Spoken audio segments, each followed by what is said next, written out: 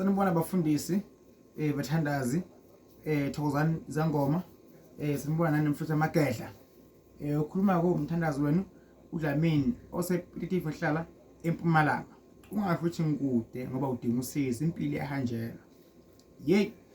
isintu sasivele sikhona futhi sashiya isintu sikhona emhlabeni siphila ngathi isintu ekho umuntu ongayifuni imali ekho umuntu ongafuni ukuthandwa ngabantu akekho umuntu ongafuni ukuphupha kahle akekho umuntu ongafuni ukuphila kahle akekho umuntu futhi ongafuni ukuba nesithunywa akekho umuntu ongafuni ukuba nosomabhizinisi akekho umuntu ongafuni hey kuningi engakubala mbolo khona ekhaya isihlahla esidala leyo nto leyo waseKorinte 16:12 uthi kukhona umuntu ayegula lo abedinga izinyanga ebengadinga uJehova ayidinga isihlahla sikhiwe kwakhiwe insizithize imbiza thize asiphuze aphile inyama yakhe libolile buke khona ekhaya ngiyamukela ke lapha kuma channel ntamthandazi Dlamini ngiyanibingelela abaningi abangifonelako abaningi abangilandelayo futhi ke ngiyabona nabo bayajabula futhi banye bakhona basizakala impela inyanisi lapha eSoweto eJozi eThembisa Newcastle Emelo P3 Vryheid ngithi umprofeti Dlamini ukunye nani lapho Eastern Cape nabo Eastern London bantu bayafona ukuthi lapho kungazi khona UK America Zimbabwe Botswana Swaziland ngumthandazi Dlamini mina semncane kanza kwethu sekhulile lapha kulo msebenzi ngendlela angikhula ngayo angisitho ke nami kangisinto wazi kakhulu kodwa ke umsebenzi wami uyabonakala kanza kwethu la ngibambe khona ngibamba kube khona imehluko nginiphathela lapha le nkuzi malanga le yesithunya isithunya sinamandla siyavuleka la ngihlanza into eyiningi kakhulu lapha for isithunya sihlambuluke ezakho zikhanya ngibuyela khona ekhaya awusikho ngoba kumele baphuphe kumele bahlambulule isithunya sukuma phasi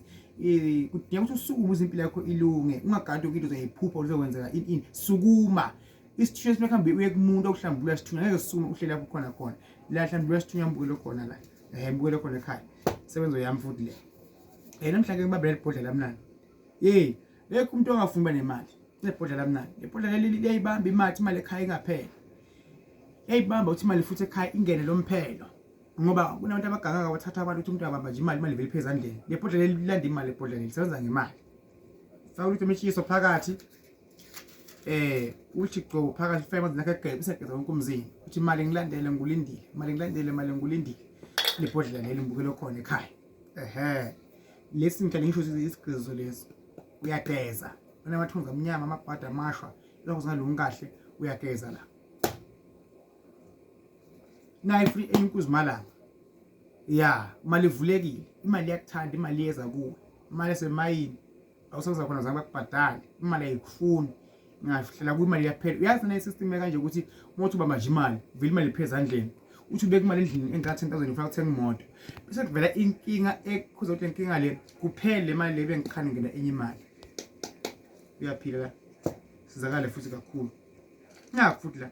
nesicitho uyalunga emzimbeni nephungelibi namabhadi namashwa kakhulu lo business citho lo mawulunga emzimbeni kuphuma ngcolisa intuthwane endlini kuyachela kwenza yonke into lento le wesicitho lo basukowani igama lakho uba negazi uyathandwa ufumene laba basibona bagana abathandwa intombi eziningi nalaba futhi abathi bona bantu behlisa babathandi nasi into yakhona bathi uLocksmith unamandla uLocksmith yasebenza kakhulu uyena lo Locksmith unamandla kodwa ufuna uyiphathe kahle ngoba uyothandwa kanti sithoyeguleni Locksmith lo ukwenza ube negazi nasemsebenzini uthandeke impepho balele niyakho impepho le ihlanisiwe impepho le eshisa impepho yakhulunyiswa noma uthiwa ukude noma uthiwa uyakhola usindisiwe uma kalunga umsamo wakho uyokhuleka kuze phephuka amathayila kungalungi lutho indaba lempepheni abakini ungabalahli intambo le iyakuvikela ukuthi unenkinga into eyiningi intambo le iyasebenza mbukelo khona ekhaya amanzi lawo uyawaphuza lamanzi la aklina ngaphakathi esinyeni sesiswini sakho amanzi lawa enhlanhla wathele mawufuthi wathele nawugeza kuvula into zakho ukuthi afuke siyakhanya iyaphambili bobaba nansi imbiza iyaphuza imbiza le iyaklina isinye ukwazi ukuthi indoda iphile ibe kahle ibe negazi ithandeke futhi noma umama futhi nakhona uyayiphuza hayi imbiza mawune inkinga lapha ebusweni uyacubuka nezinduna uyayiphuza futhi ikline nesibeletho imbiza emnandi kakhulu nakubo bonke abaneyinkinga lapha bangayiphuza ubaba umama uyaphuza lapho kodwa basobheka ukuthi ke mabumncane gcineza ukuthi igcine uba ngumuntu owabamba uba nengane ngoba isibetho sakho yasiklina kakhulu bese sihle kakhulu isibetho sakho imbukelo khona ekhaya uma ukude use UK America Zimbabwe Botswana swazi noma la South Africa mara ukude ukhona ukufika kimi but le combo yameyidinga bala phansi combo oyidingayo bese ngiyakufaka mina eposini mase kanjena nje isuka seyibhaliwe yabona mos ngiyo le iyawumiyaza yonke njengamanje yabona mos so MTHANDAZI Dlamini seyifaka eposini iyahamba konke kugcwele phakathi konke lo muntu ucelile lapha acela umfake MTHANDAZI Dlamini ngicela kwesithunywa ngicela lokwe-go one ngicela kwalokusmith ngicela kwemali ngicela namanzi okufunayo ngizokufakela kona imbukelo khona ekhaya ngahle ithemba uNkulunkulu wasidala sibeka emhlabeni sinika sinika nezihlahla wathi uphila kuphi ezihlahleni so umuntu angiyenga umuntu okiyenga ngo uNkulunkulu khona sonke futhi uNkulunkulu imbukelo khona ekhaya siyamthandaza futhi uNkulunkulu siyamethemba uNkulunkulu senzela okuhle ukuthi uNkulunkulu wadala izihlahla usipha izandla nengqondo wasiza futhi saba ngabaprofeti mawuthi umoya angenza ukuthi kuzohlangana ngokuthi umuntu aphile lokho ngizokwenza ngenzeke kubalekele lokho abantu abaningi abanemali bayazi bahambephi baze babe nemali